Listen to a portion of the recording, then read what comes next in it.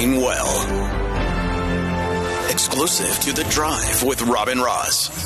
So let's take you back to the beginning, right? Remember when Panyaza Lesufi became the premier?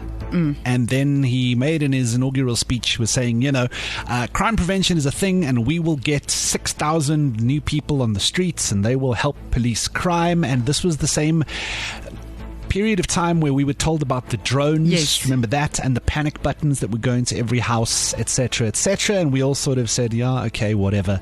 And now they've been having a fight the last couple of months about this new crime prevention wardens that have become known as the Amapanyazas. And their legal status and what they can and can't do. And then they advertised. They got about 25,000 applicants. They took about 10,000. Several thousand have been on the streets for a while now.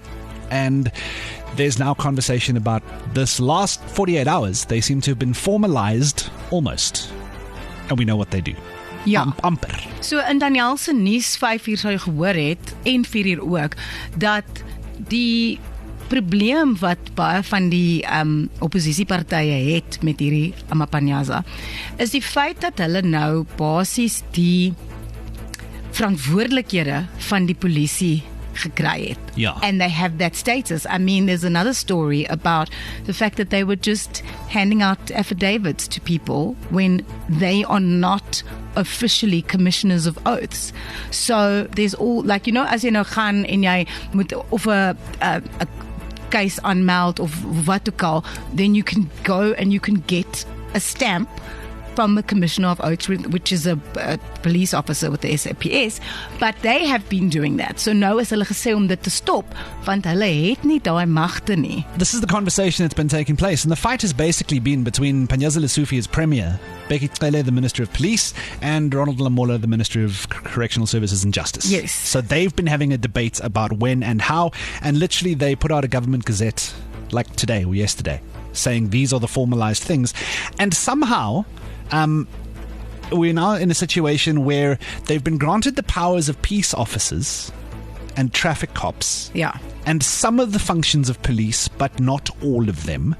But the ones they have been granted means they are now legal to carry firearms. So that's where we're sitting at the moment. So, and I believe they're going to fall under the traffic cops. So they're essentially going to be traffic cops of some kind who also have some police powers.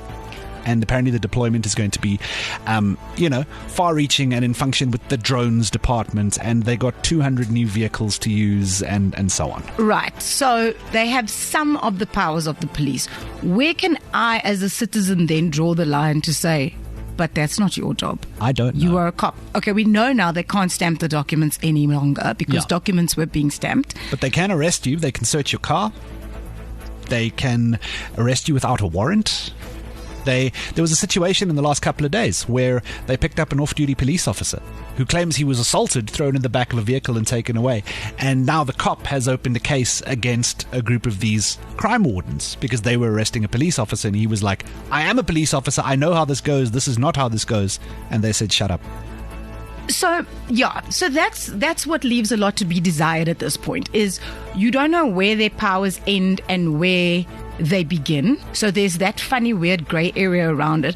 Another story we heard in the news was about the 9 police officers, 2 in Gauteng and 7 in KwaZulu-Natal, that were actually nabbed for corruption. So this is a step up from a Amapanyaza, right? To be a police officer. Yes. So now who's going to police the Amapanyaza to make sure that this situation that happened with the cop that was arrested, as you said, doesn't happen again, where he's like, no, you guys can't do this? No, I don't know. And this is the thing. We need better communication from the people in charge to tell us what is going on.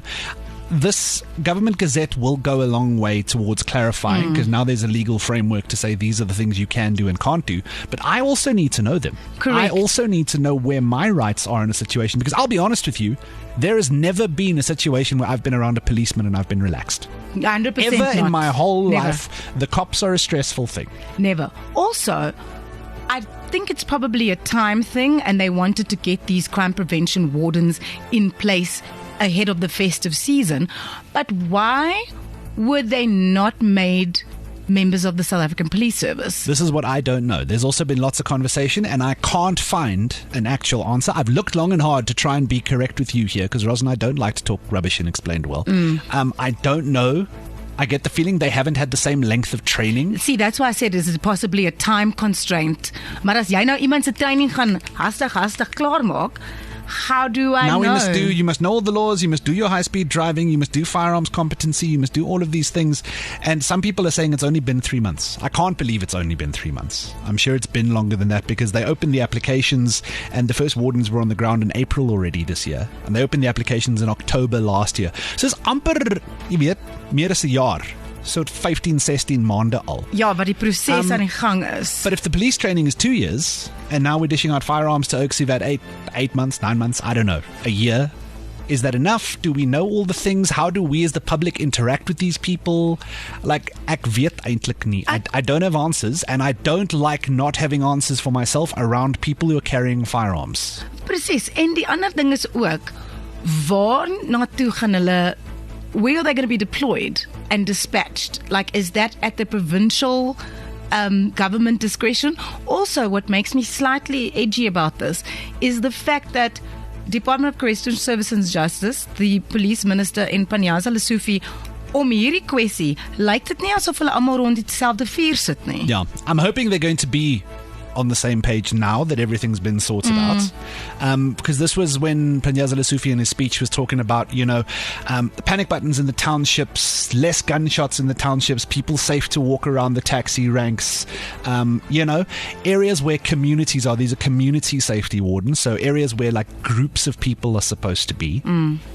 It would just be nice now that we've had some clarification for someone to turn around and go, these are the list of things, this is who they report to, this is the structure that they fall under. Ultimately, they belong to, I don't know, Bekikele through the traffic department, and they act like local traffic police, not like metro traffic police. Vanaf weet ons ten minste waar ons staan. Precies. And I say this as someone who doesn't like interacting with the police because it's stressful all the time, even if you've done absolutely nothing wrong. Yeah. I've had too many interactions where the base start of the interaction is aggressive, and I don't like, people with firearms acting in manners that they can do what they want. So I would just like somebody in the departments over the next couple of weeks to just clear this up for us. Exclusive to Jacaranda FM. It's The Drive with Rob and Roz. Jacaranda FM.